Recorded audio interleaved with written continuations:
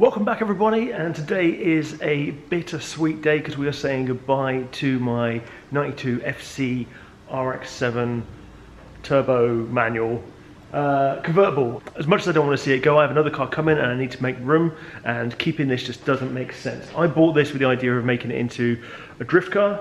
So with the roll cage you couldn't have the hood, so it would be a sunny day drift car. Well, I live in England, even in the summer it rains 50% of the time. Drift days are generally on a Sunday. The chances of it not being raining on a Sunday is pretty slim.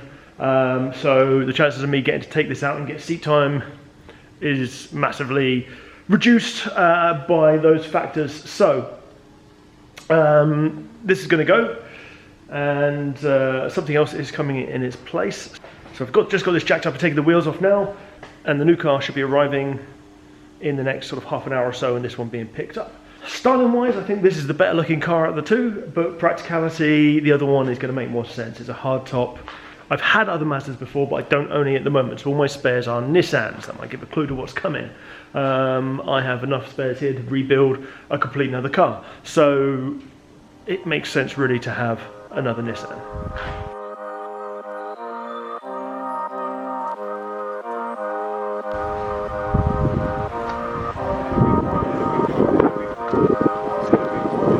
That.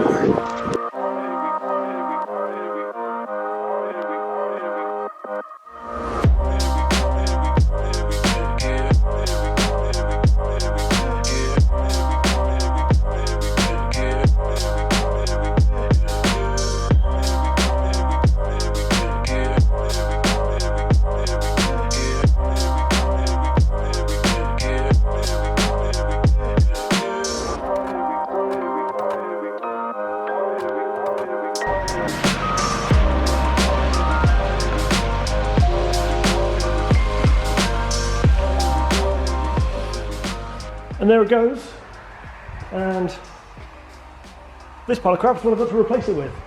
So we've got a genuine 180SX shell that was ran as a drift car with over fenders and bits like that, and as you can see from looking inside, we've got a whole lot of parts in there as well, so we'll dig into that tomorrow, get everything out and see what's there, see what we need, and get some stuff ordered up. So I've had this 180SX for about a day now, and I want to share with you absolutely everything that is wrong with it. And you'll be amazed that I managed to fit this into a 10 to 12 minute video. So, let's start with the engine bay. Obviously got a few bits where there's a bit of front mount bolted on there, no worries, we can just unbolt that. Got a bit of rust that's damaging our light support and front support, no worries, we can sort that. We've got an engine which is sat in there. This is a very, very good, decent compression, low mileage C18 engine. But it is literally sat in there. I mean, I've never had a C8 before, so maybe this is how they're meant to be mounted. I don't know. But that's coming out, so that's no problem. In fact, absolutely everything in this engine bay is coming out, and very little of it is going back in. We don't need a lot of it. Bodywork wise, I mean the paint's rough, but it's a drift car, so it's not that bad. Got this little gidgee here, which I think had one of those bonnet tow hooks on, and actually I kind of always like that look, so I might just make another one and fit it on. Vented bonnet, cut and done, reminds me of my old FD, quite like it. Front windscreen is smashed, so that's gonna have to swap out at some point. My favourite bit is the 180SX bit, that's the reason I bought the car. If that said 200SX, I probably wouldn't have bought it. Power steering bolted down there, and they're not connected. I mean, it goes there, I'm not quite sure why it's down there. If you remember that beautiful stainless steel tigged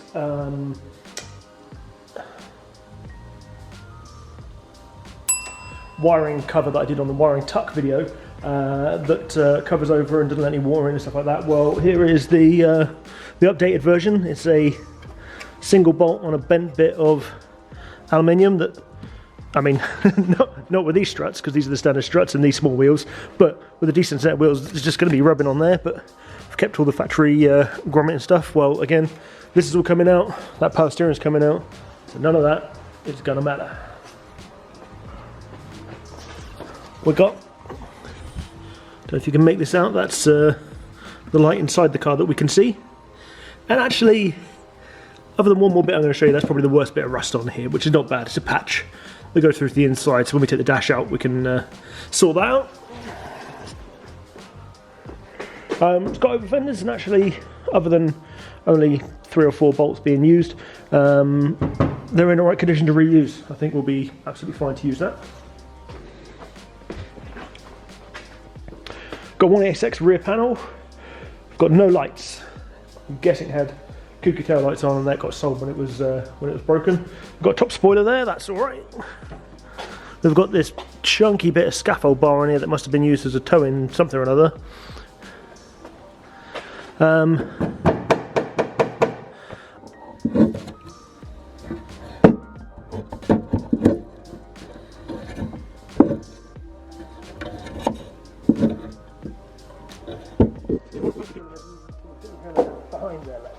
There you go. And then when you do, you'll see that there's no fuel tank because that's in a box over there. Doors are alright, a little bit of rust on here, which is an odd place for it to rust, but I guess they've been mucked about for aftermarket mirrors or something, but not fussed for that. And then we come to inside, so pretty much everything is here for the interior. Like, it came with seats, so that's cool. We've got seats. I've actually taken them out because there's no way I'm going to drive around with these tombstones. I'm sure one day they'll be valuable, but not today. And we've got carpet, and actually I started to take up the carpet and found, you know, in Japan when you find like a coin under your carpet, and that's kind of cool because it's a bit of good luck for the driver and whatnot. Well, what is it when you find a handful of bolts and a spanner? Probably means those bolts are missing from somewhere. We've also got some plates here that we use for the old roll cage, so they're going to have to come out at some point when the new cage goes in.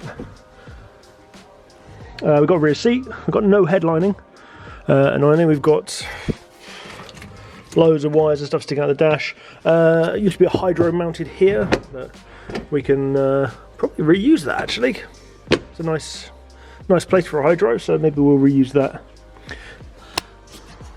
So on to brakes, well, nope, none whatsoever. Not a single caliper or disc on the car. Obviously the back has got this shoe type setup, and we've just got it kind of just exposed, and so we'll try and find some discs and pads and whatnot on that. I think there are some calipers in the car, so hopefully we can get those to fit and then work out what size pads we need, but that's further down the line. We don't need the car to brake yet because it can't go yet. We'll go to the only bit of the car that works, which is the pull handle for the boot.